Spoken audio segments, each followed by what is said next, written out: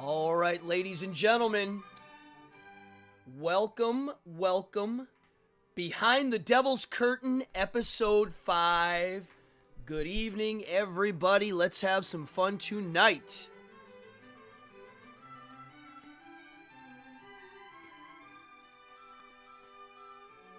Tonight's episode is called Hacking God.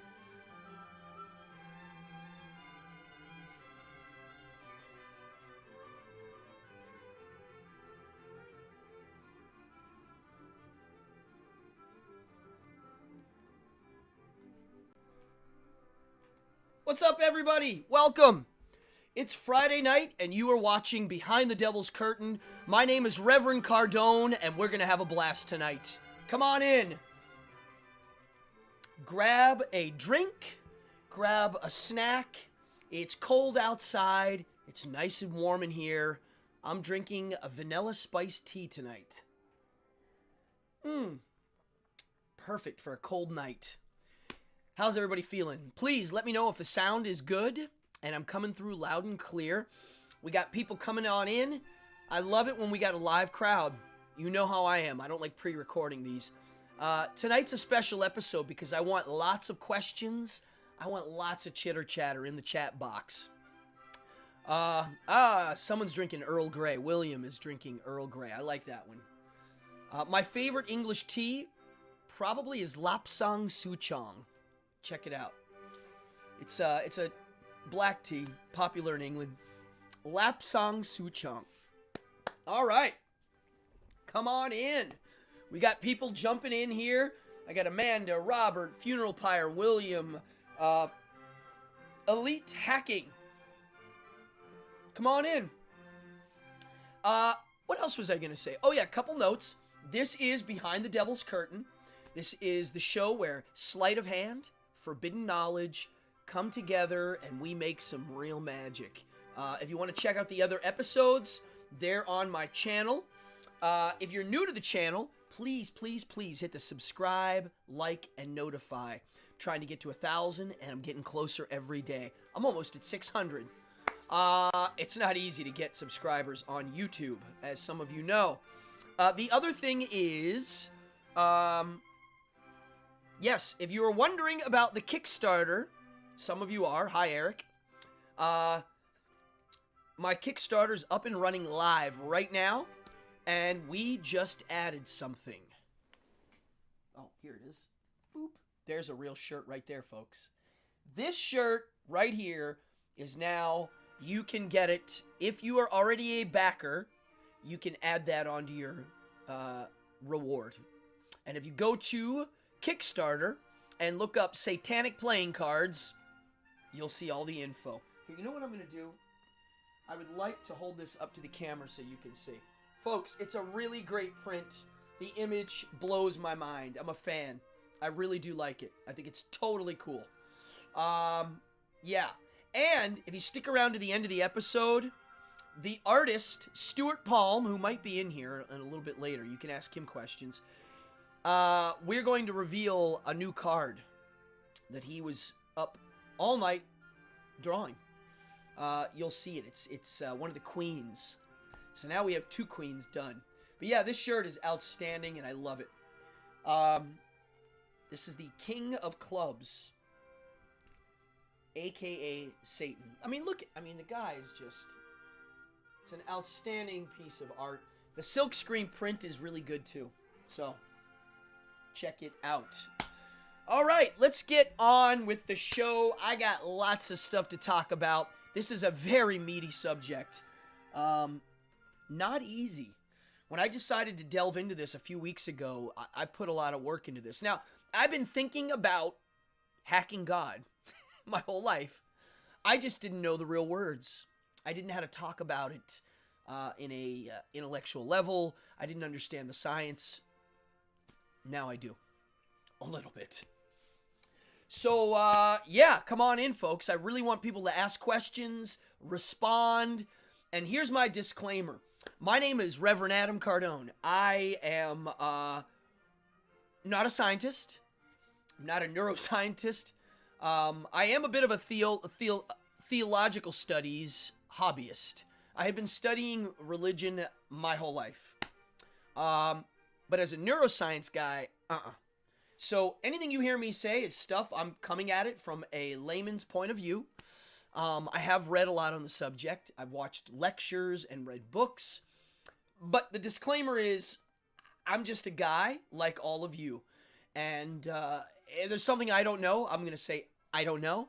And if there's an area of the subject that I haven't gotten to yet, I'll admit it right away. For instance, on the subject of hacking God, which in essence, if you're wondering what that is, we're going to talk about neurotheology, which is a new science that studies our minds, our neurons in our brain, and their relationship to spiritualism and religion. And now it's a new branch of science called neurotheology. And that's what we're going to be talking about tonight. Spirituality, religion, ritual, and our minds and our brains as an organ, and evolution. So that's what we're going to talk about. And I've read a lot on the subject, but I did not go to college and get a master's degree in the subject or a doctorate in any way, shape, or form. So that's my little disclaimer. For instance, there's a branch of science now that's studying psychedelics and their relationship to the God part of the brain. I am not getting into the psychedelic part of this. That's a whole nother, that's its own show. I could literally do an episode on magic and psychedelics, which I probably will. It's a fascinating subject. I know a little bit about it. I'd like to get more, I'd like to learn more. Please comment tonight, folks. Yeah, it is tea season, Fallon, for sure. I love tea. I'm a tea guy. I don't drink booze. I drink a lot of teas, coffees. I do like those kind of things. Cheers on the tea. How is the sound? Very curious. So tonight, if you're watching, subscribing is the best thing you can do.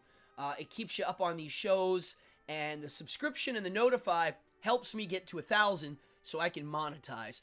The other way I monetize is people donate. See these donors? Before we actually dig into this, I'd like to read my list. Anybody that donates $25 or more gets put on a special list. And, yeah, here it is. The list. These are my first donors of all time. They're going down in history. Max Heel, Wailing Wizard, Don Slater, Alexander Ray, Ian McDonald, Sean Bonner, Artery, Mark Muggsy, Jimmy, is it Jimmy D? Yeah. Fallon, Michael DeHill, and Donna V. You guys are all part of my list. Thank you very much from the bottom of my heart. All of your generous donations go into the equipment. And I'm trying to get a camera. So anybody that donates a $5, a $10, $25, or even more, and if you look, we've had some big ones come through. I'm the most grateful guy because it goes right into the gear. And see that mic? That's paid for from you guys. Thank you. So let's get cracking here. I got a lot to talk about. It's already 10 after, and I talk a lot about this subject when I meet people. It's something I like to throw out there because I'm still formulating my thoughts on it all. And at the end, I'm going to give you how I've been using what I've been learning for a long time. And that is where we talk about hacking God. I'm going to start by giving you a quick little overview of me, because I do think we need to define a few things here so that you know where I'm coming from. I grew up in a Catholic situation. I'm sure many of you have also. It's a very popular way to do things, and has for many years. And at an early age, I knew it was not only not for me, I knew it as an untruth. Straight up not true. The reason why I knew it was not true is as soon as I had the feeling that it wasn't true, immediately, not immediately, because if you're born into it, it's not an immediate thing. But at an early age, I realized there was some things that didn't make sense. And when I would ask about it, I was met with resistance, which for me is a red flag, as some of you might agree. At which point I basically became an atheist. I would say an agnostic atheist. Which means, hey, bada bing, someone just tipped. Fallon, thank you very much. From the bottom of my heart. Tips go right in the gear. Yeah, so I was like, I'm an atheist. Now, a lot of people don't understand the terms atheist and agnostic, and I'm always making this very clear. Most people who are atheist are also agnostic, and I'll define it for you. And I think it's also scientifically probably the best way to go. As a scientist, yeah, you want to also have room for other things. So, for instance, if you say to me, is there a God? My answer is, I don't know. How would I know? That's agnosticism. It's with gnostic means knowledge. Without knowledge, I don't know. How would I know? Anybody that says they know for a fact, that's not an answer. No one can know anything like that for a fact. It's like saying, are there aliens? No. Well, how would you know that? The universe is this big. There could be something we don't understand. All right. Next is, do you believe there's a God? Or deity, as I prefer to call it. And my answer is, no, I don't believe in it. So that's how I define myself. I don't believe in a God, a deity. And is there a deity? I don't know. That's my answer. So this is where I'm coming from, okay? And I need to make that clear. I don't like the word, these are the words I'm going to not be using from my end. Like, I don't use the word God in the form that people use it in. I prefer the word deity. Because some people have very loose interpretations of what God is. You know, for them, God is a big energy. Or it's just the universe. Or God represents love. I'm talking about a man floating in the sky pulling strings. Or a female pulling strings. Or a goat pulling strings. Or whatever. A deity. Okay? An intelligent deity. When I think of God, that's what I think of. Also, I don't use the word good, evil. I like the words positive and negative. These are words I got rid of early in my life. I don't like calling things evil. Because it implies there's this thing pulling the strings. Okay? Just want to get all of that out before we get into this. Because to me, the words mean something. The definitions. When I hear that people go, I'm spiritual, I go, what do you mean by that? I want to know the details. So, if that made sense, let me know. And if that didn't make sense, let me know. So how I got into neurotheology was I was listening to the radio. Maybe 20 years ago, maybe more than that, maybe like 25 years ago. I was listening to Coast to Coast. Now, some of you might know the word you might know the show. I think it's the most popular radio show in the world. Coast to Coast AM. And now the host is George Noory. And I think Ian Pundit still does it. But the host that made it famous, anybody know his name? Art Bell. It was like an X-Files show. Still is. Ghosts, demons, wizards, UFOs, occasionally a skeptic or a scientist. Not too often. Skepticism doesn't really sell. So, I'm listening, and they have a guest artist on. Matthew Alper wrote a book called God, Part of the Brain. And I listened to it. I read the book. Blew my mind. It blew my mind because it all made logical sense. And here's what the book... wait till you see. I have so many notes tonight. Yeah, see, people are saying, yeah, they don't use the word evil either. I don't like that word. You know, if you say Hitler's evil, do you mean the devil pulled his strings? When you say evil, are you implying there's a negative force in the universe that entered his body to make him behave badly? That's why I want to know what people are thinking of when they say these words, because they do mean something. I was so Matthew Alper basically took the philosophers Kant and Kant, and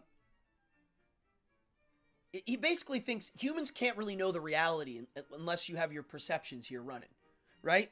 So using our perceptions, what is this God thing? Okay, so here's his premise. Early humans that were able to deal with certain situations were able to live better. And one of those situations that causes cognitive dissonance, which is your brain going, right, is the fact that we're going to die or bad things happen, okay? And the humans that were able to fantasize about a positive thing in a bad situation, they were able to live on, carry on, have children, and pass on their DNA. And the ones that were really good at fantasizing were also really good at sometimes solving problems and making good predictions using their fantasy brain. For instance, we're in the jungle, and I'm Caveman Bill, and Caveman Jim's here, and we're hanging out, and Caveman Bill says, "Did you hear the bushes rustle?" And the other guy goes, "Oh yeah, I heard it." And Caveman Bill says, "I think that was a tiger." Could be a tiger. Caveman Jim goes, "Nah, it's not a tiger, it's the wind." Who lived?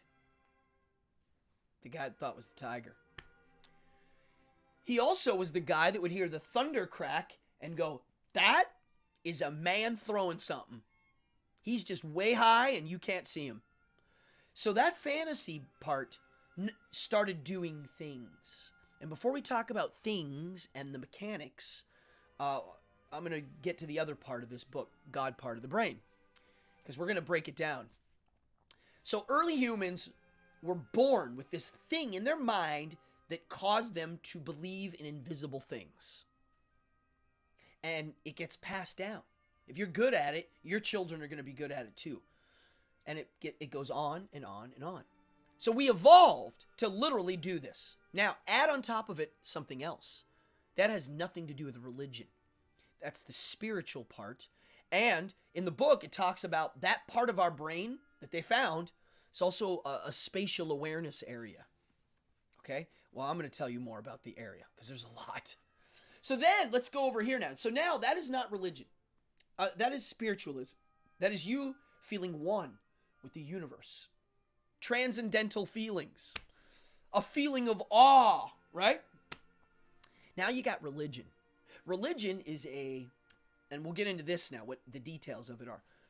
Because religion, when you say the word religion to people, most people think of the Abrahamic things, where there's a God, and it's one, and you worship it. Occasionally, people will think of the Hindu part, where it's lots of gods.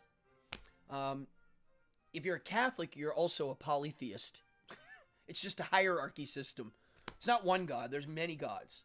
Most religions are polytheistic. They won't admit it, but they are. But it excludes, when people think of religions, they don't think of philosophies. And to me, it's kind of funny that there are atheistic religions. For instance, Buddhism. Pure Buddhism. In its purest form, the teachings have nothing to do with salvation or believing in a deity of sorts. In a nutshell, you could say it's attachments cause suffering. Has nothing to do with worship. Yeah, kind of wild, right? I always thought it was funny the Boy Scouts thought Buddhism's an okay religion, even though you have to believe in God to be a Boy Scout, but they had to okay Buddhism. Interesting. Theists who say there must be a God because the sunrise is so awe-inspiring, says Rick Sherman. Yeah, that's what it is. It's that simple of a thing. So Matthew Alper goes, all right, God part of the brain's actually a few things. You got spiritualism and religion. The religion's the tribalism part. If I hang out in a group, I'm a little safer. Oh, and if I believe the same things they believe, I'm going to have positive results too. And that's what the premise of the book is. And when I read it, I was blown away. It makes absolute sense. It's a really great explanation for why every single culture has invisible deities of some sort, whether it be an object you worship, or an animal, or a man in the sky, or a female in the sky. One of those. Every single culture has it. Why? Either A, it's real, or B, it's not real, but it's a reality that happens here inside of our minds.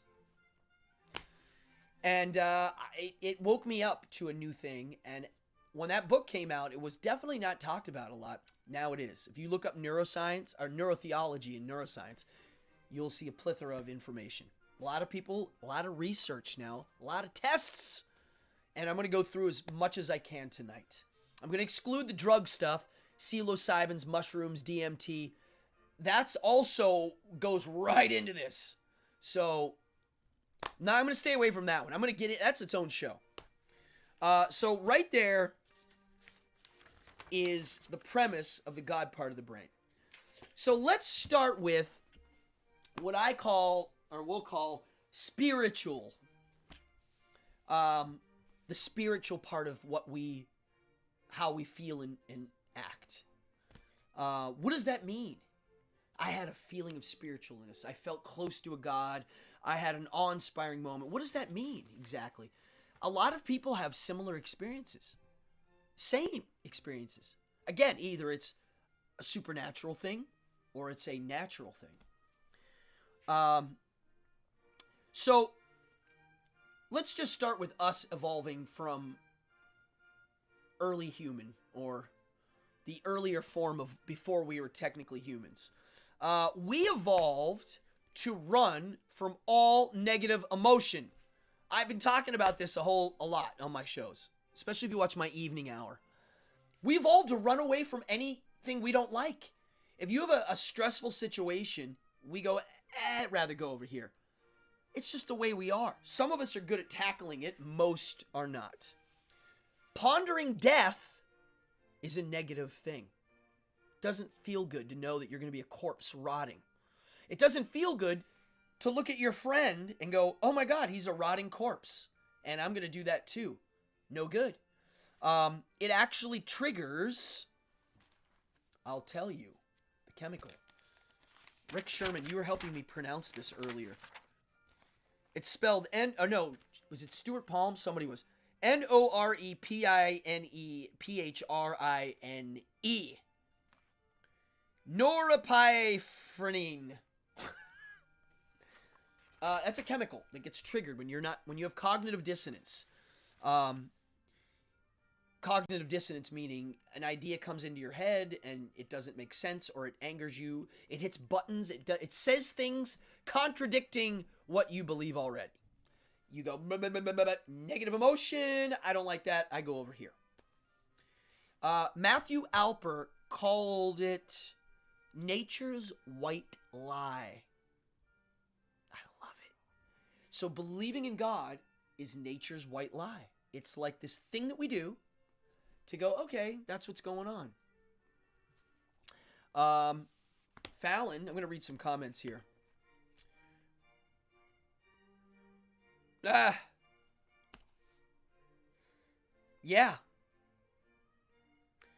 Fallon's just giving a little experience of growing up in the religious situation. Yeah, I grew up in a heavy Catholic family. Nature's white lie.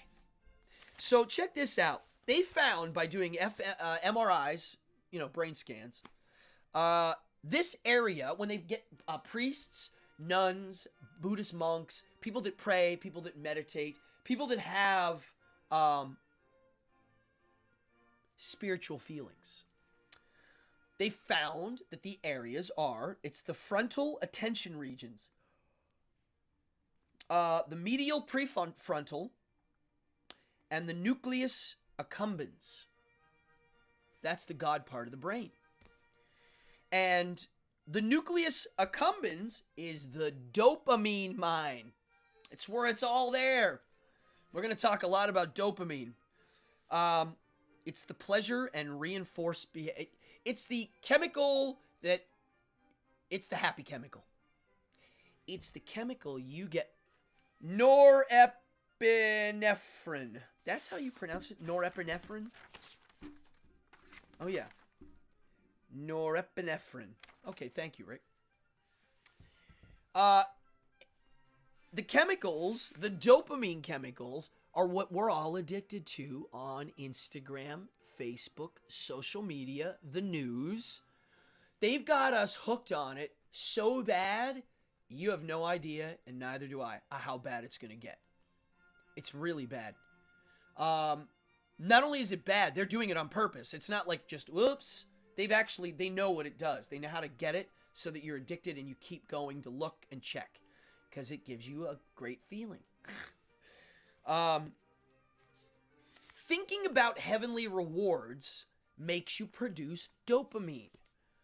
Thinking about this benevolent creature that's going to take care of you, even though it's a fantasy, makes you produce dopamines.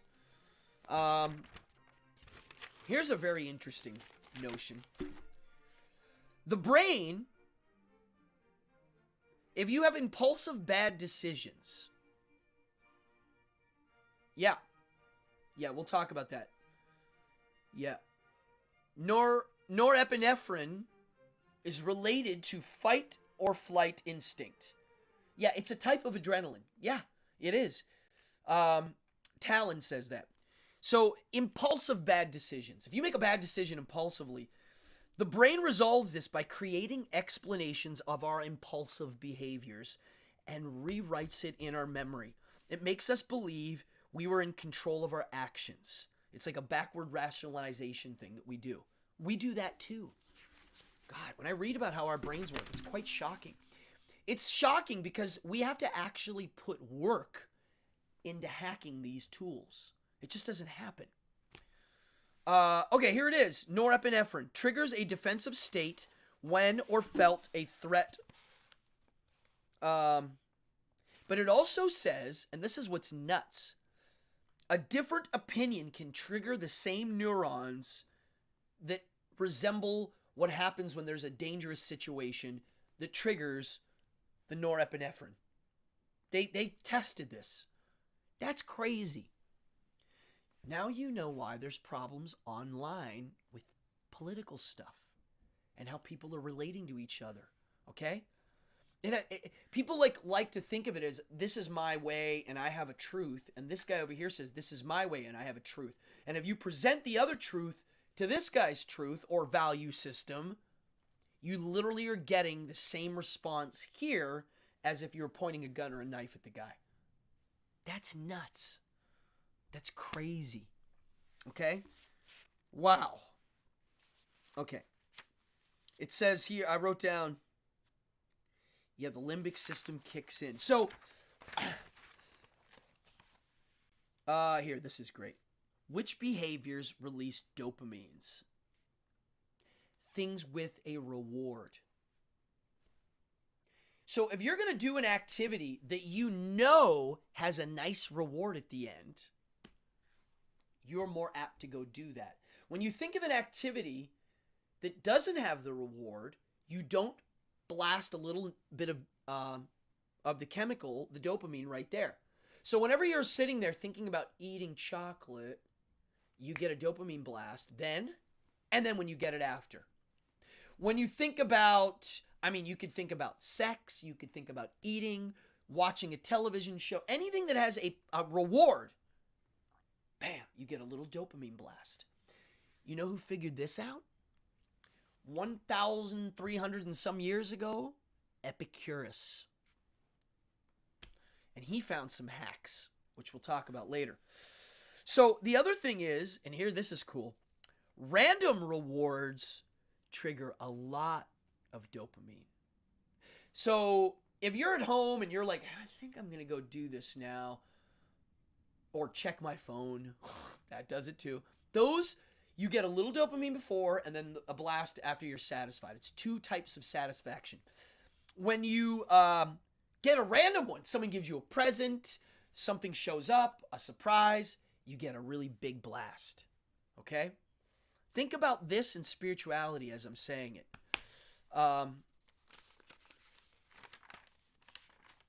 Yes, Fallon. Read Fallon's comment here. Brains need ways to explain the world around us. Right? That's what this is. This is what it's doing. Religion might be the side effect of developing brain. A belief system can be a relief system. 100%. It doesn't mean it's good or bad. It's just, it is a relief system. We did not evolve to survive or thrive. We evolved to survive. Straight up. Bam. Survive. Get through the day. Live another day. Take care of what's in front of you. That's it. Thrive is not that. Thriving is, yeah, you got to live today, but I'm making plans for the future. And all of this is tied to the survive. Wired for beliefs. Our brains are literally wired to make predictions based on what has already happened. So this happened. I think that's going to happen. It's one of the things I think they use to measure certain IQ systems. You take in information, and you go, all right, well, if that's true, and that's true, and that's true, then that's probably going to happen. This is the basis of science. Science, all it means is a body of knowledge. Science doesn't prove anything. It proves what things aren't. And it's just more knowledge, more knowledge. And if you have it, you can go, all right, well, we know these things work. That means this might work. Oh, it does. Cool. Put it over here now. Right? Our brains do that. We're predicting things. We're fantasy. It's a fantasy almost. You're using a fantasy creative thought to figure it out. I believe this is the neocortex. The new mammal brain. Not the old mammal brain, the new one. The one that makes us humans. The thing that makes us build pyramids and towers and create gods. Quite frankly. Feeling is believing. If you feel it, you believe it, right? The brain wires itself. Okay. But the brain wires itself through outside influences, such as the group, which we'll talk about when we get to the next thing. I was talking today to a friend about left brain and right brain and how there are some people that disagree of how this works, the left and right brain. And I'm going to do a little more research on it. But from what I found, your left brain, a new idea that comes into play, this is the side that denies it. The right brain challenges the status quo. This is the question part. And if it believes into something on this side, it's a lot harder to change it. I don't know about that. That's the part I don't understand a lot. It's the left and right brain. And I'm going to do a lot more research on that. But I don't know why I even wrote this down. I usually don't do this if it's unclear. Allostatic burden. That is the relief from stress. Yeah, imagine, early man dealing with a dead guy. I mean, it's stressful, Even now, it's stressful. Someone dies, it sucks. It's hard. And so how do you cope? Well, there are ways that we've figured out how to do it. Here's a neat definition. The will is merely the drive to reduce dissonance between each of our active neural circuits. Chew on that for a second. Will is merely the drive to reduce dissonance between each of our active neural circuits. Huh. Some of this stuff, I'm like, God, I just want to sit and think about that for a while. I love taking ideas like that and talking to people for hours. Pondering our own existence because we are self-aware causes cognitive dissonance. Starts making us ask questions. Okay, here we go. Now, self-aware. Well, we're clearly self-aware. So let's talk about the other side to this now a bit. So here we have our minds are literally able to fantasize about certain things and accept them as these realities. And the thing I always thought was fascinating is how our brains can compartmentalize them. Just like there are people that are evolutionary biologists, but yet they're very religious, spiritual, and believe in creation stories. Literally. How is that possible? Well, they're able to compartmentalize their brain. You know, they can put it here and it stays separate somehow. We're able to fool ourselves, you know? So where does religion play into this? Well, okay.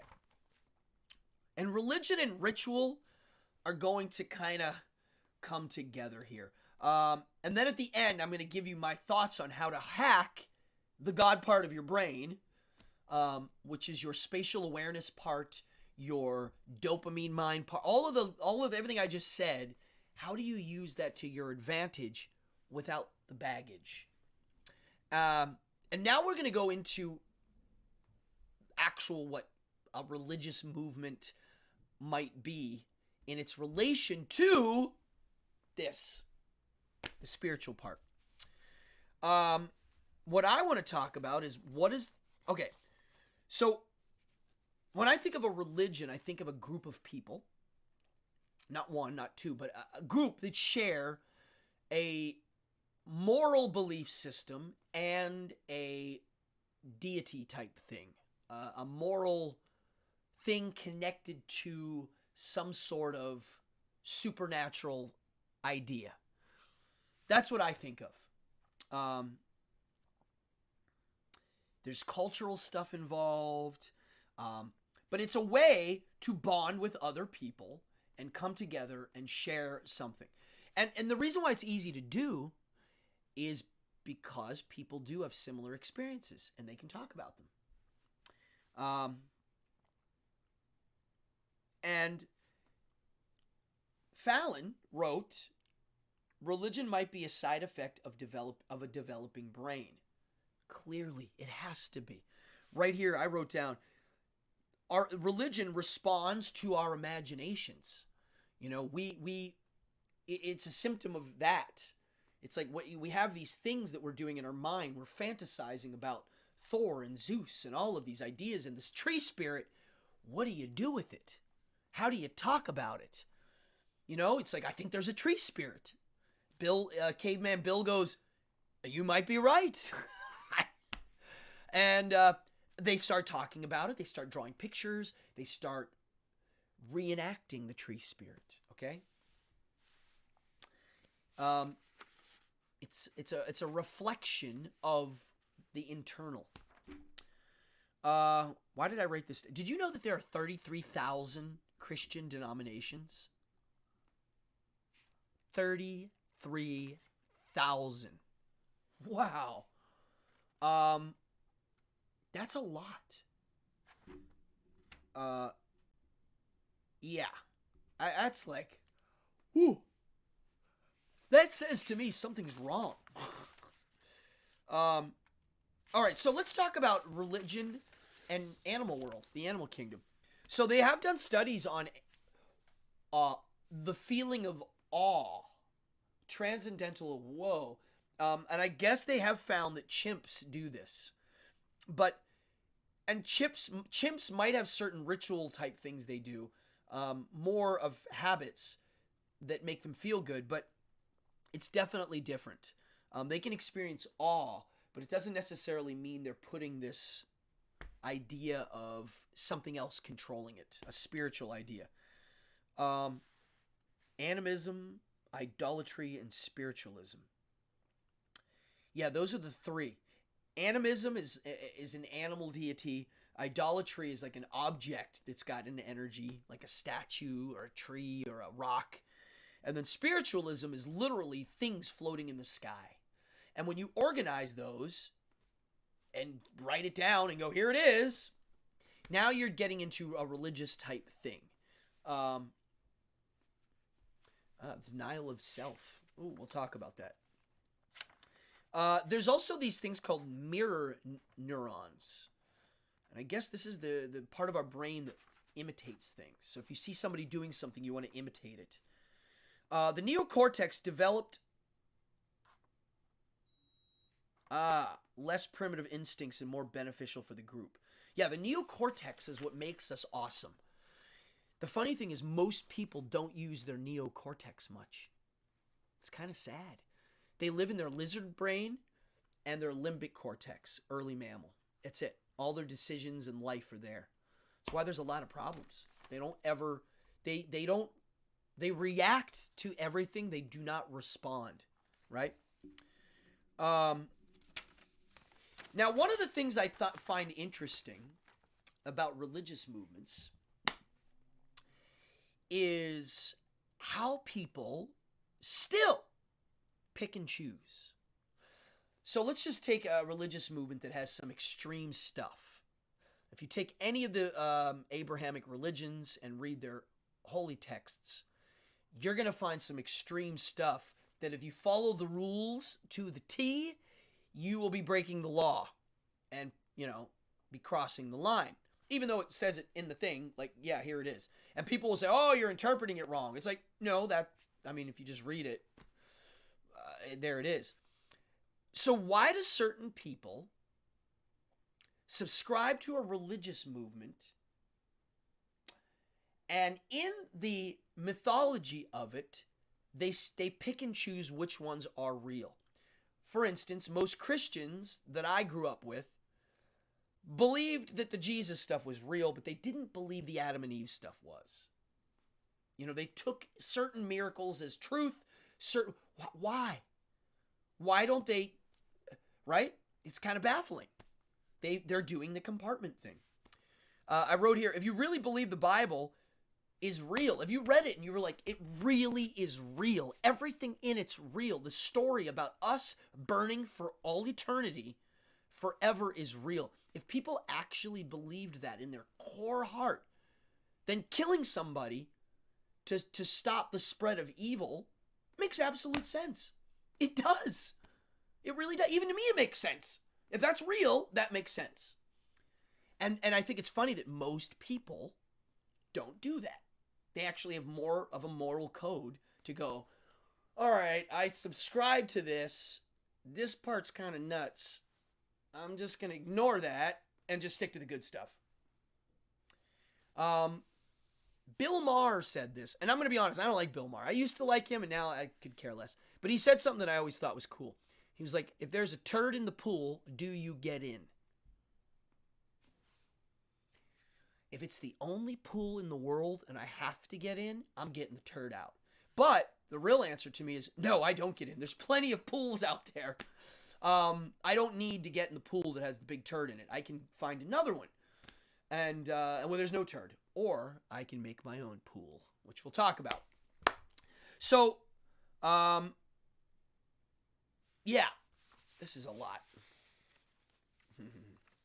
Oh, okay. So Fallon wrote, God's watching you and we act differently when we think we're being watched. Good trick. Okay. Wait till you hear. I'm ending the show with something from Seneca the Younger. What year? 170 AD. He wrote something on what you just said that's going to it blew my mind and it'll blow your mind. You're going to love it. It's a hack. You're going to love it. So think about religion as it came out of this. It was like we had to do something with this. So you have these things. And then, because you're part of this group, you release the happy chemicals. And now we're going to talk about ritual, because that's another layer to this.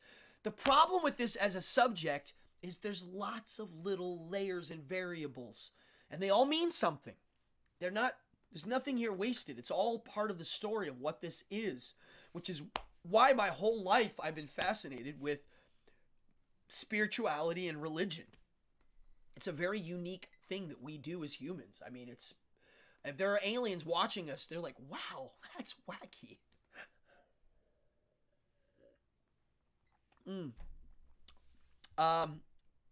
I have my theories, and we're going to get to them in a second. Okay. So, religion, in a nutshell, it's a form of tribalism. It's like if you hang out with these guys, you're going to do better, right? They all buy into this thing. It kind of makes sense. Not all of it. What the heck? I'm going to go with it. And slowly, that causes change. Now, let's talk about ritual, because this is where it gets wacky. So, what is a ritual? Let's define it. What's a habit? What's a ritual? Sometimes people use the word ritual when they mean habit. I'm a big guy on definitions. I don't like how words are thrown around now. People use a lot of catchphrases when they mean other things. For instance, people use the word genius for things that certainly don't qualify in my book as genius. A lot of people, they use the word racist in places where it shouldn't be used. And I get mad because if you use it where it shouldn't be, it kind of waters the word down and ruins it for where it really needs to be used, right? So I'm very picky with how people use the words that they use, because words change people. You say a word, it literally is like magic. So what's the difference between a habit and a ritual? Well, let's just say a ritual, and if you have a different definition, throw it out there. I want to hear it. Ritual, action with moral emotions. Okay.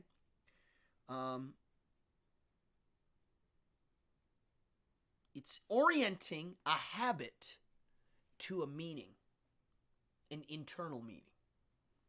Okay. Amanda said something kind of cool.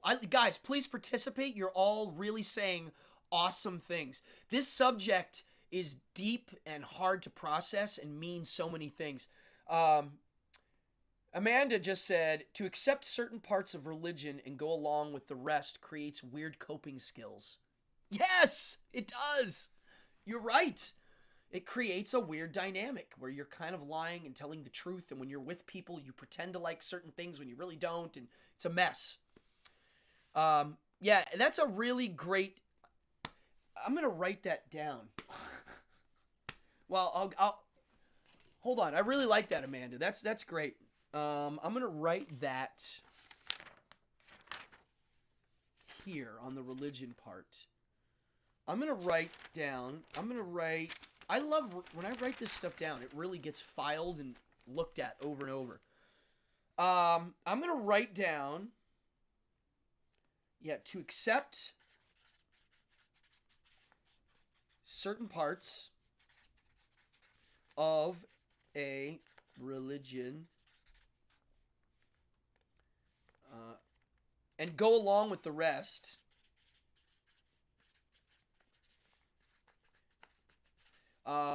creates weird coping skills. Yeah. I love it. That's a fun way to think about it. It does. It creates a weird situation.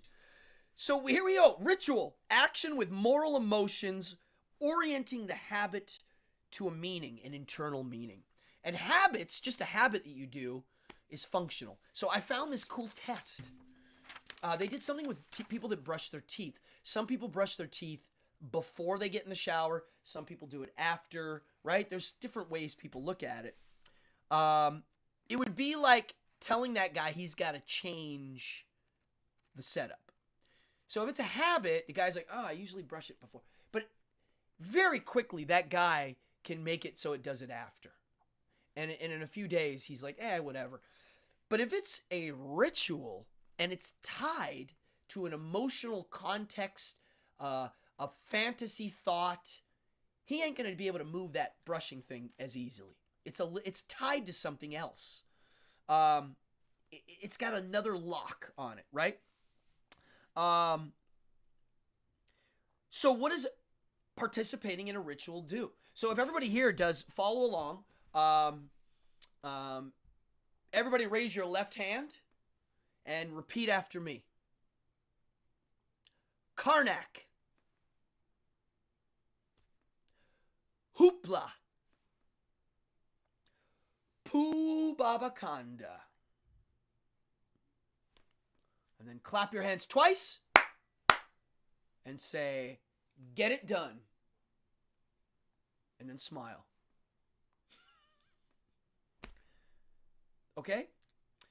You just probably released a few happy chemicals. The smile definitely does that. But participating in something fun makes you...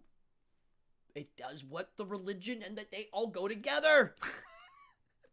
But when you tie it to a moral thing and this part, you're getting... It's even more. So ritual. Let's talk about this. Who uses rituals? I'll tell you right now, a lot of people. Athletes, lawyers, doctors, performers, people that have jobs that require stressful situations. I'll tell you right now that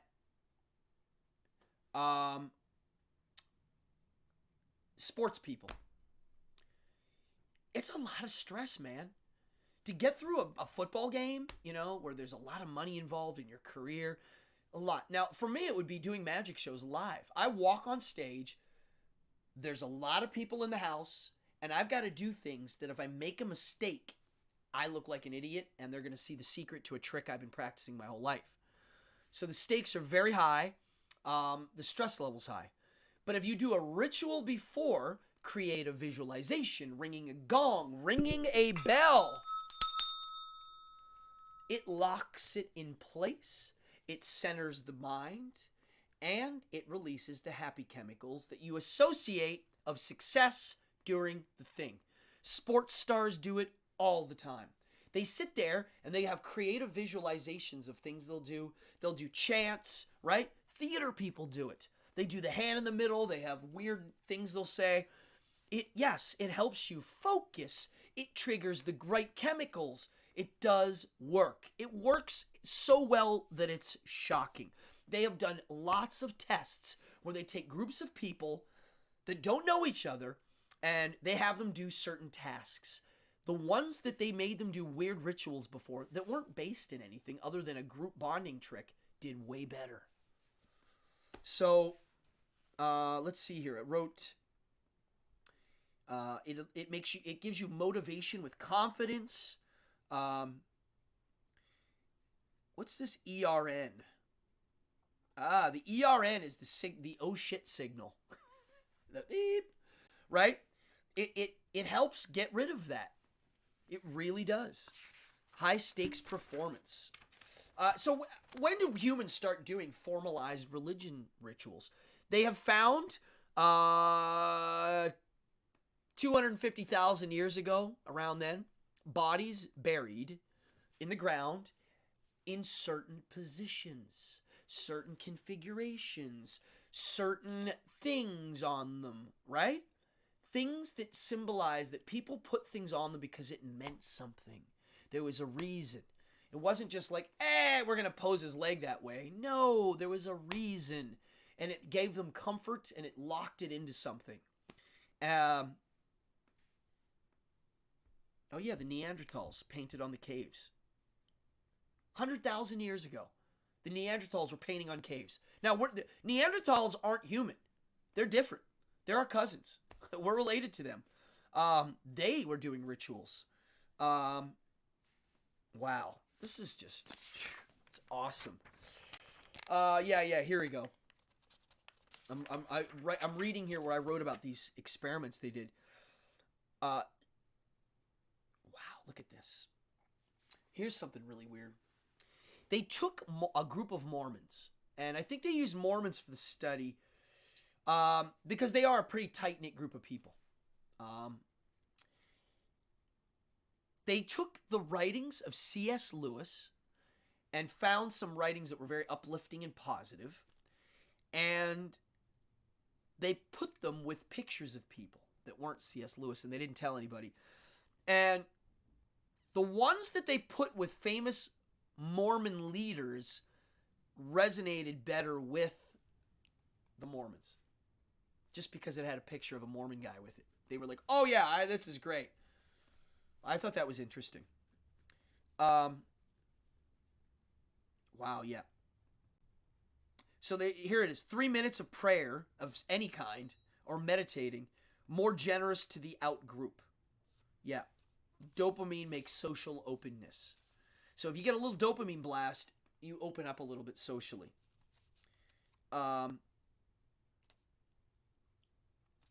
Refine the way we practice, but belief is the tricky part. Yeah, so ritual literally is, it's the fake it till you make it. You're symbolically doing things to trigger a chemical response to Bell Pavlovian. Amanda put the drooling guy and the bell, the hunger bell. That's a ritual too. That could be a type of a ritual. A lot of things used in rituals are bells, gongs, smoke, things for the senses, audio, smelling. Newberg, that sounds right. I have that written somewhere. I do. I don't know where. Yeah. Yeah. Ooh. Here, listen to this. I wrote this down the other day.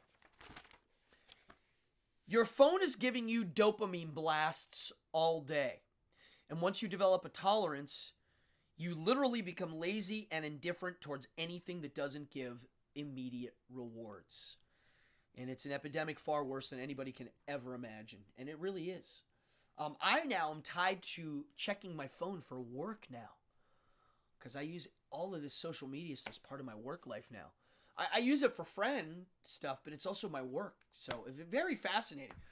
But yeah, they've got... If you told somebody you were going to give an 8-year-old cigarettes, or you were going to let them do social media, the cigarettes might not be as bad for them. I'm not kidding. Getting addicted to those dopamine blasts is the equivalent of like hitting a crack pipe. Because when you don't get it, it freaks you out. It's like really dangerous. I wrote down the new god might be the phone.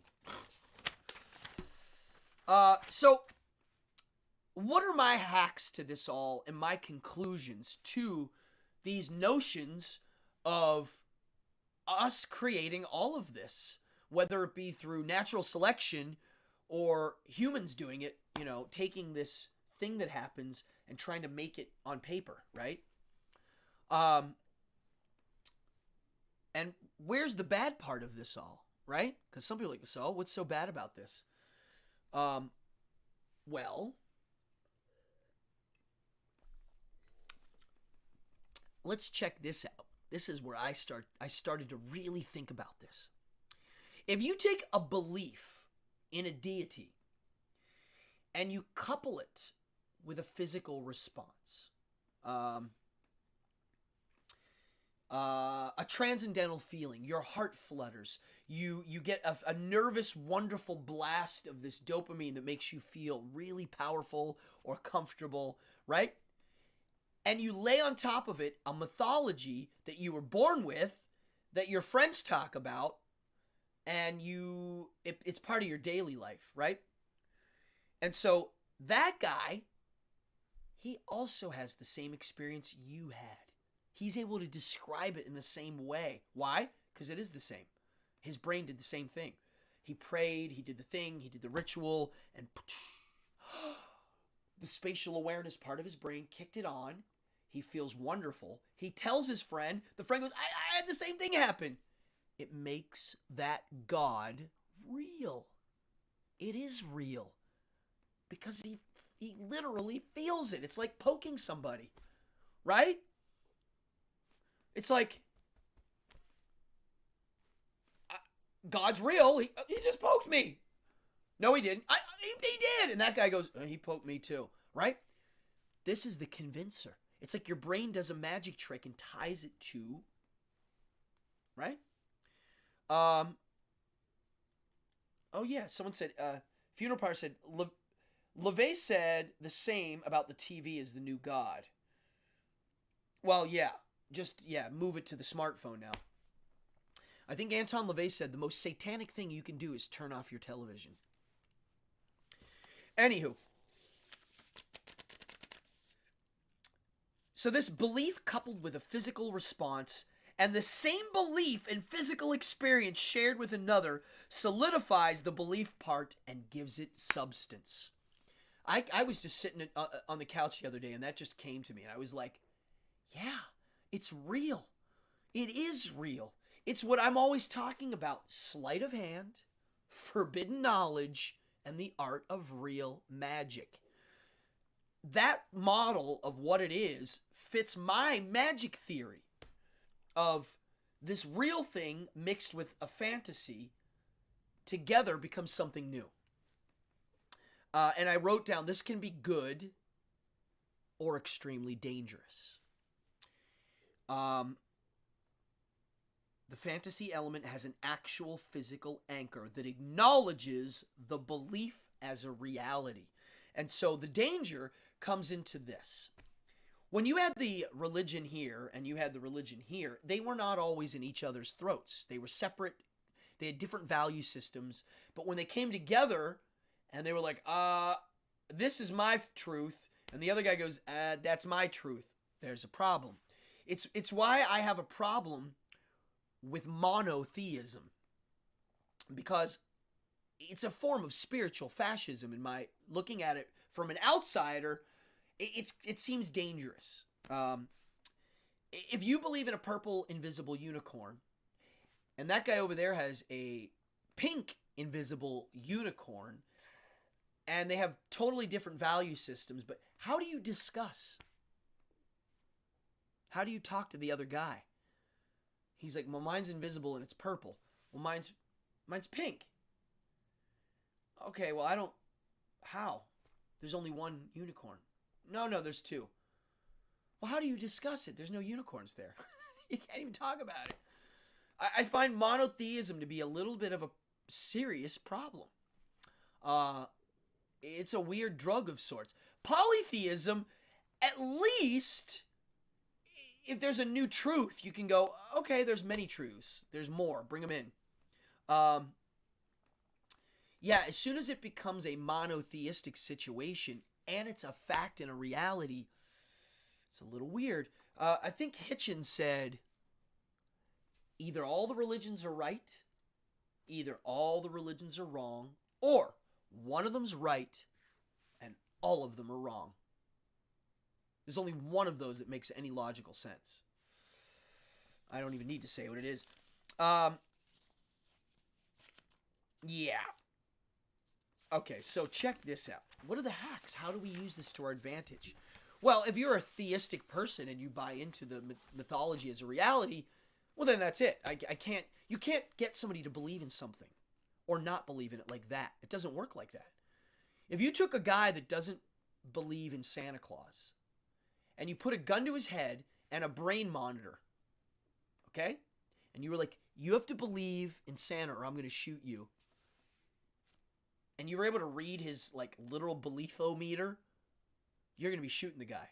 Because there's no way. How is he going to convince himself that Santa's real in that situation? He's like, he's real. I know he's real. He must be real. Yes, I believe he's real. Nope. You just said that, so you live.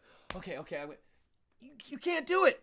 It's like when I tell people, when they try to legislate hate speech, I'm like, oh, you can get rid of it, but the guy that's very hateful, that's not going to do anything to. Actually, it's going to make him hate even more. You just made him worse. You can't get rid of hate. If somebody hates something, you can't just get rid of it. Now, slowly you can through education and brainwashing techniques, whichever you want to go or whichever route, you can. Yeah, the Inquisition. It's like swearing on a Bible in court. Yeah, you don't have to swear on a Bible anymore. You can say, I want the alternate response or the alternate oath.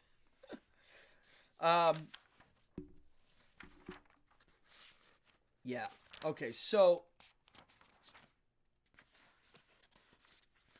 all right, this is so good. So what do we do with all this? Well, personally, let's just talk about me personally.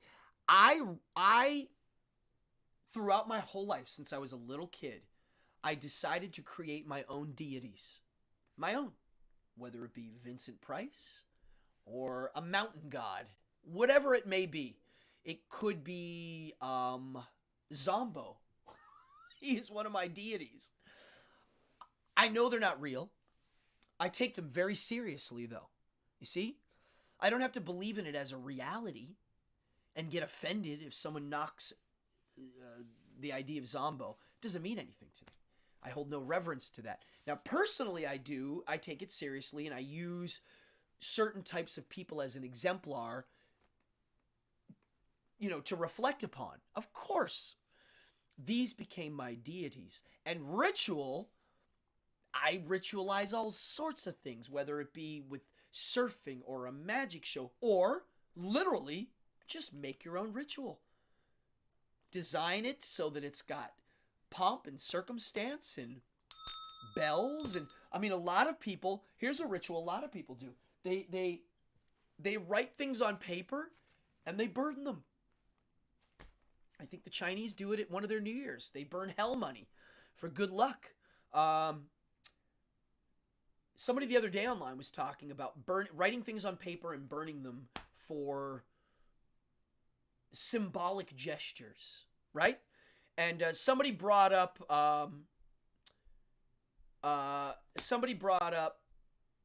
flash paper. They were like, you write it on the paper and you burn it. Well, somebody mentioned, and I'm a magician, so I know this, using flash paper. You can write things on flash paper, and then I use a knife. I poke it through the knife, and then you burn it in, and that's slow flash paper.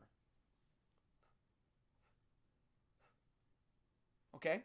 You can, here's fast flash paper. So that flash paper that was slow is old. It's a symbolic gesture. If you write something on a piece of paper and you literally visualize it going into there's fast flash paper, and you visualize it going off into the world, it creates a chemical response. It starts to program your own mind, and we can program our own minds how we want them to. We can make our own realities. I've always done that.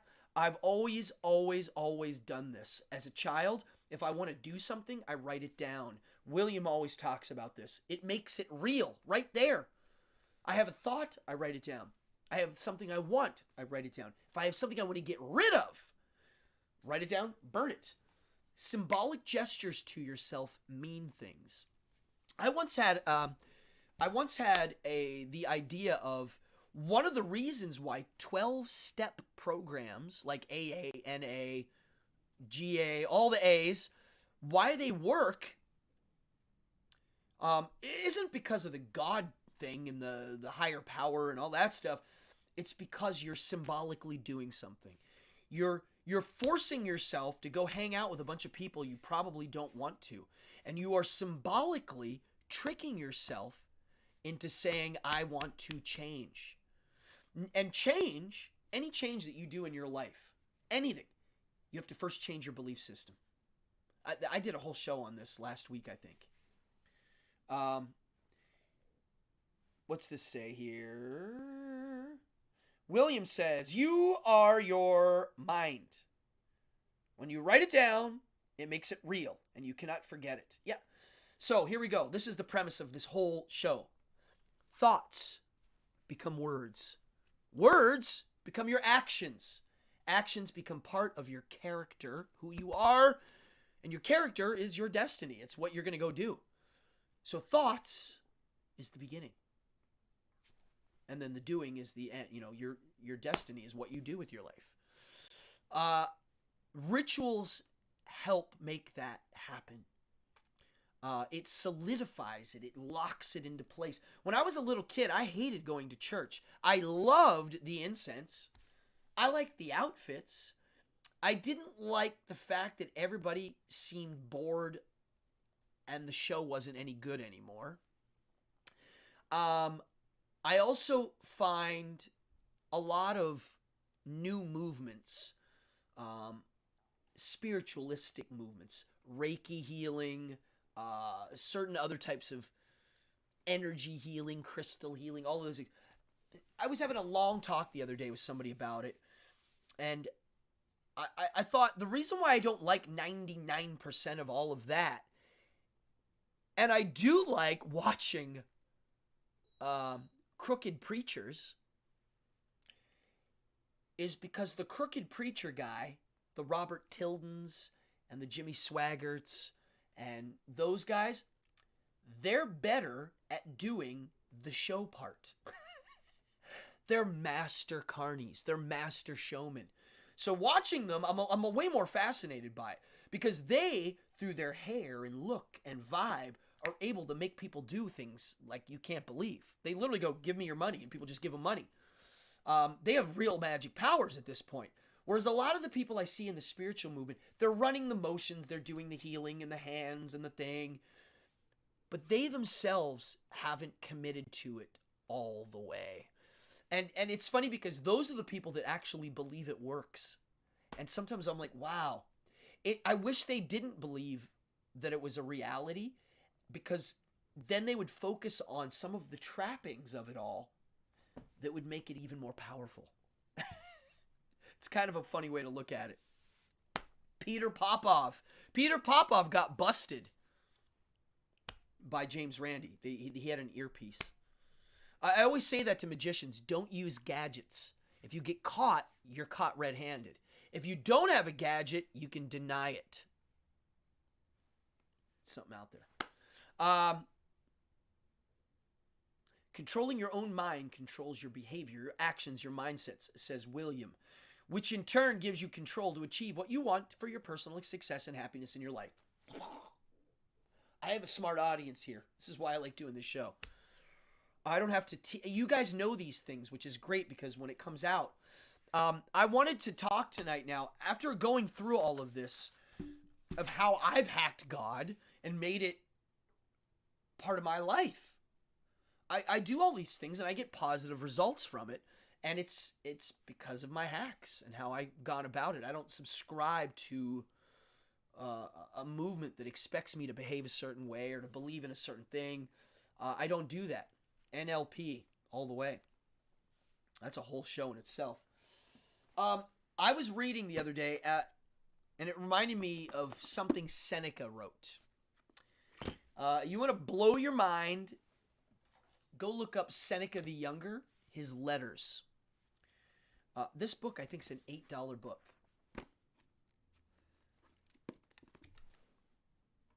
Right there.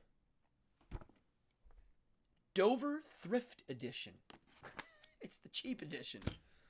Listen to this. Putting on some glasses. Okay, I'm going to read you. This was one of his letters to Lucius. Letter number 25. You're going to love this. None of our okay. But do you yourself, as indeed you are doing, show me that you are stout-hearted. Lighten your baggage for the march. None of our possessions is essential. Let us return to the law of nature, for then the riches are laid up for us. The things which we actually need are free for all, or else cheap. Nature craves only bread and water. No one is poor according to this standard. When a man has limited his desires within these bounds, he can challenge the happiness of Jove himself, as Epicurus says. Seneca he loved Epicurus. And Epicurus was not a Stoic. He was an Epicurist. I must insert in this letter one or two more of his sayings, meaning Epicurus. Do everything as if Epicurus were watching you. There is no real doubt that it is good for one to have appointed a guardian over oneself, and to have someone whom you may look up to, someone who you may regard as a witness of your thoughts. This is what Fallon was talking about earlier. And mind you, these were polytheistic people, okay? It is indeed nobler by far to live as you would live under the eyes of some good man. Notice it doesn't say God. Always at your side, But nevertheless, I am content if you only act and whatever you do as you would act if anyone at all were looking on. So he's like, it doesn't have to be Epicurus's ghost or God. It just, if anybody's watching you, think about that. Because solitude, all right, this is where it gets funny. I am content if you only act in whatever you do as though you would act if anyone at all were looking on. Because solitude prompts us to all kinds of evil. Okay, this is where it gets great. And when you have progressed so far that you have also respect for yourself, you may send away your attendant. Listen to this. He's saying, imagine always in anything you do, someone's watching you. Okay? You might as well. If you're like making an action, God, if Mr. Rogers was here, what would he think? Would he think I'm being a boob? Or would he be like, you know what? That's a good idea. Marcus Aurelius always said, any action you do, say to yourself, is this good for humanity or not? Humanity meaning the whole world. If you have to go and think for 1 second, reevaluate it. So let me keep reading here about this, though. So he's saying, once you have this idea of someone watching you, right? Eventually, when you have enough self-respect, you can ditch it. Okay, what's this? And when you have progressed so far that you have also respect for yourself, you may send away your attendant. But until then, set a guard over yourself, the authority of some man, whether your choice be the great Cato, Scipio, or Laelius, or any man whose presence even abandons wretches could check their bad impulses. Meantime, you are engaged in making of yourself the sort of person in whose company you would not dare sin. When this aim has been accomplished, and you begin to hold yourself in some esteem,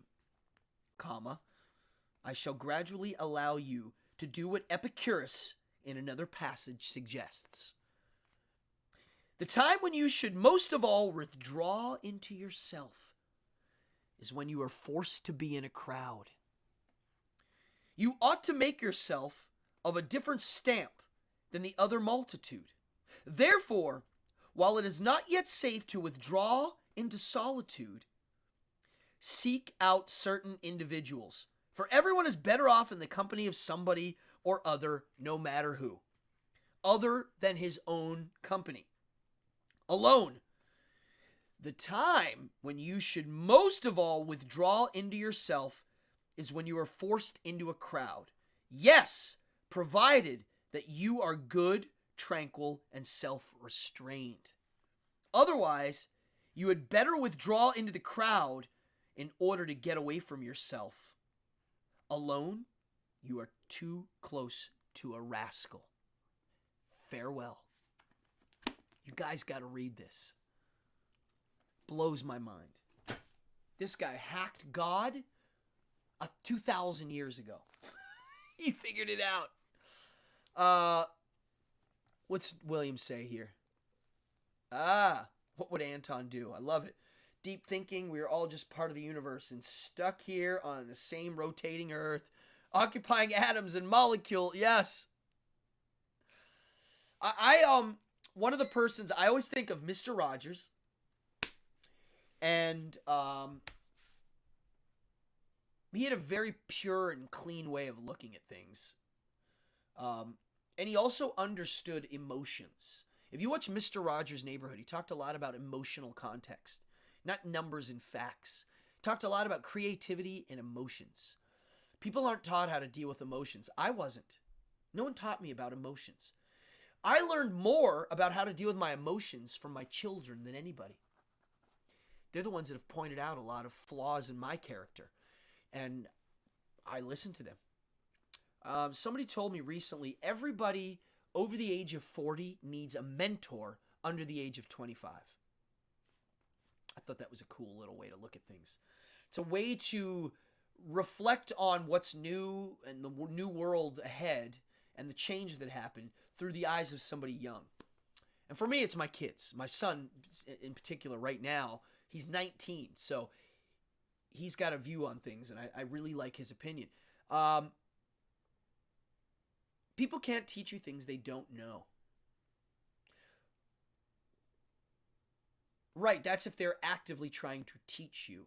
I think you can learn from other people just by observing their behaviors, through their failures and through their successes. That's how I try to observe everybody. Yeah, it's true, Fallon. He was a Christian minister, Mr. Rogers. But it's funny because he really was a humanist. Yeah, he did believe in a lot of the trappings, which he never brought. I'm sure it's there. It's just not something I ever think about when I think of him. I think of him when I'm very practical. And I've met Mr. Rogers a few times. If you watch some of my past episodes, I reflect on the time I got to spend with him, the brief times, and just him being around. I worked on a project, and he was around, and it was kind of wild. It was constantly like, oh my God, it's Mr. Rogers. Whoa. My power just surged. Could it be Mr. Rogers? Did you guys see that? It just went, wow. We are having power problems because of the cold weather.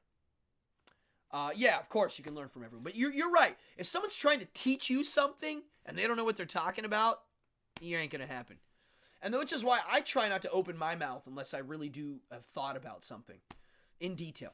And one of my pet peeves, and I'm sure a lot of you share this, I've been noticing a lot recently, specifically because of politics.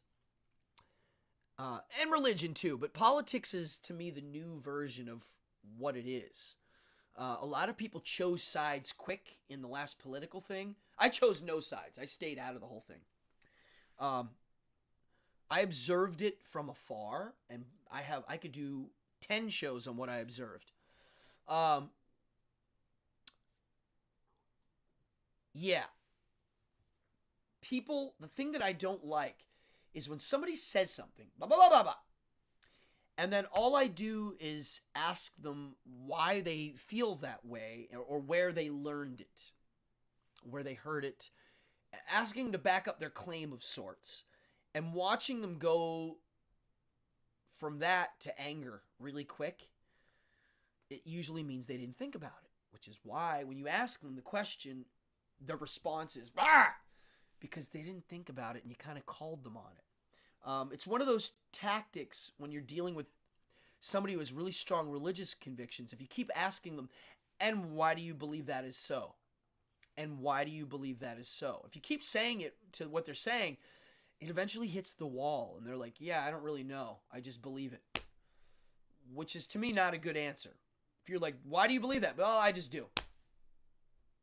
Okay. You can't explain it. It's like when I ask somebody why they like a song or a movie. I just like it. Oh, I can't talk to people like that. That's why once you get to this way of looking at things, it's hard to find friends sometimes. You need to find friends that don't get offended or cognitive dissonant when a new idea hits them. You need people that are working out of their neocortex, not their limbic cortex. I'm trying to eliminate limbic cortex people. Yes, Talon said it. Oh, you're from Latrobe. Wow. That's cool. Yeah, that's where he's from. I'm from Altoona, Pennsylvania, which is not too far from these areas. Yeah, Mr. Rogers had a little bit of the accent. He had a little bit of the Yinzer Pittsburgh accent. Not a lot, but you can hear it in there. In Latrobe, do they say yins? They might. It's very Pennsyltucky. Wow, we're getting close to the end here, folks. I could talk about this subject for hours. I love it. I have a lot more work to do. I hope people really got something out of this. I hope some people open them up to go do their own research. That's what I want. That's all I'm asking for. If you enjoyed tonight, go now and have some fun with this. Look it up. Evaluate Yuns. Yeah. How Yin's doing up there? Yin's like his show? If you like his show, hit that subscribe button down there. That's my Pittsburgh accent. Yeah. Seriously, go do your own research. This is a meaty subject. It's part of our humanity. It is very important. I think it's super important. The fact that religion plays a role in politics in any way, shape, it does. It's not supposed to, but it does. I think we need to study it more. What it is, how it works, what spiritualism is. Why do people that believe in these things get a tax break? Let's talk about it. Yuns. Well, okay. Let's talk about yins here. In Pittsburgh, it's yins. N-Y-I-N-Z. Yins. How yins doing up there? If you start to go outside of Pittsburgh, you'll hear the yuns. It's a little more yuns. Ugh. Pittsburgh also has the O sound. Not O, but O. Donut. Hey, Bob, how yins doing up there? Yins getting donuts up there? Yeah, the O is Baltimore, too, has it. Very weird accent. I think I'm going to do a show on the Pennsylvania accent. Yeah, folks, tonight was a blast. Now, we're not done yet. I have some things I want to show you. I want to talk about my playing cards quickly before we go. But I just want to send it off. Neurotheology is really neat. Hacking your brain is a must. Why not? If we can do it, let's do it. I've been doing it my whole life. I've hacked my mind so that I'm able to do things. Well, certain things that I do well, it's because of certain measures I took. I turned my magic, my fake magic, and I put quote on the word fake, because for me, all magic's real, whether it's stage magic or real magic, in quotes. I take my fake magic very much seriously, as anybody who looks at a religious movement does. The role of a stage magician to me is something I took upon myself as joining a monastery of sorts, a religious movement of sorts. I have rituals, I have deities, magic deities, and I take a very deep personal I have very deep personal feelings of it as an art form, and it's I think made me better at performing magic. I've also been able to take that and use it on my own self, which is what ritual is. It's me doing a magic trick to myself so that I cause internal change. And my internal change causes external change all the time. All the time. Every single one of my wishes came true, down to the most minute detail, folks. It's so much, I get goosebumps mentioning it. I get choked up thinking about it. And it's because of how I've hacked God. So, let's move on. Tonight, I'm going to show you some playing cards. Boom, look at this. Here we go. Look at that. That's a Joker. Here we go, look. Here we go. The Satanic playing cards. They're on Kickstarter right now. The artist, Stuart Palm, just designed. Wait, hold on. That's me wearing the new shirt. No. Here we go. Ladies and gentlemen, I present to you the Queen of Spades. It's almost done. That's Lilith in all her glory. Very 60s. I love it. Sexy 60s. That is going to be the Queen of Spades. I can't wait to see this stuff. When we're all holding one of these in our hands, it's going to be cool. There you go. Thoughts become words. Words become actions. Actions become part of your character. And look, there's going to be an actual pack of these cards in our hands. And it all started with a thought.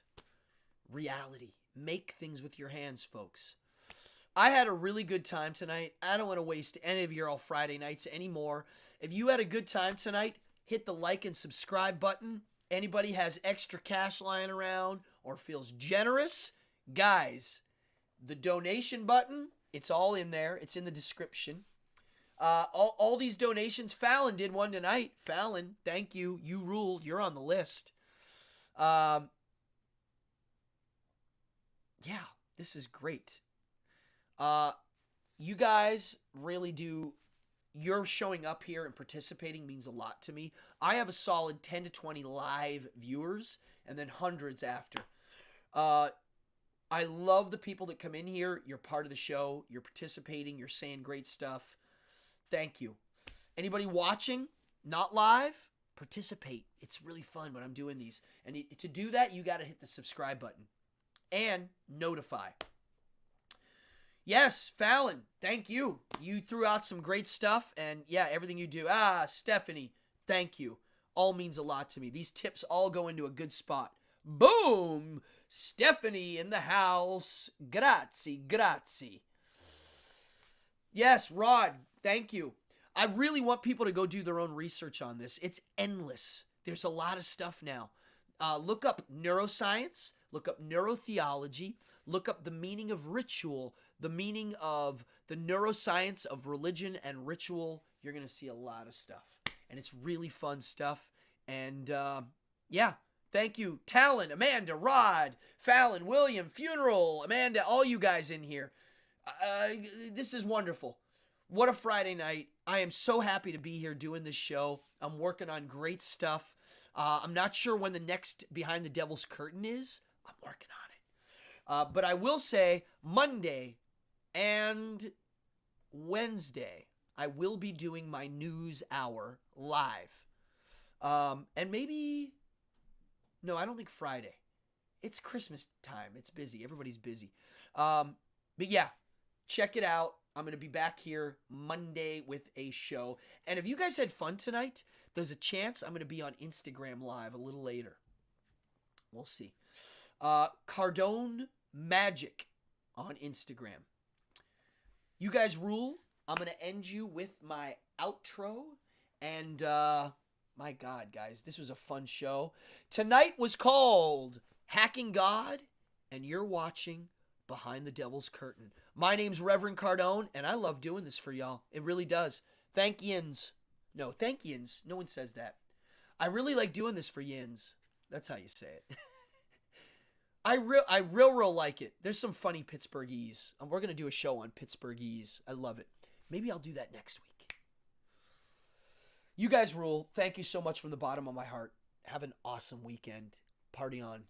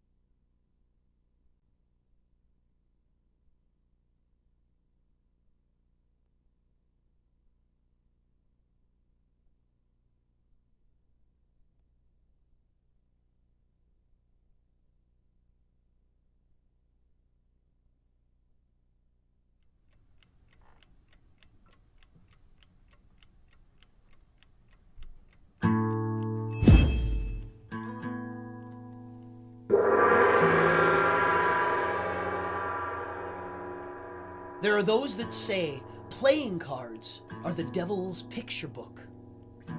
Well, we agree. My name is Reverend Adam Cardone, and I present to you the Satanic Playing Cards. Inspired by the most feared religion on earth, and endorsed by the Church of Satan founded by Anton Szandor LaVey in 1966. A luxurious pack of playing cards that's perfect for a game of chance or a bit of sleight of hand magic. Memento Diaboli, the Satanic Playing Cards.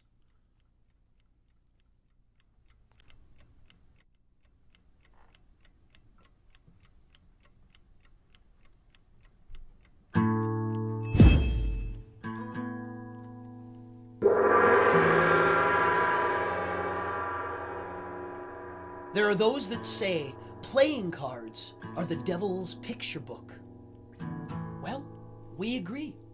My name is Reverend Adam Cardone, and I present to you the Satanic Playing Cards. Inspired by the most feared religion on earth, and endorsed by the Church of Satan founded by Anton Szandor LaVey in 1966. A luxurious pack of playing cards that's perfect for a game of chance or a bit of sleight of hand magic. Memento Diaboli, the Satanic Playing Cards.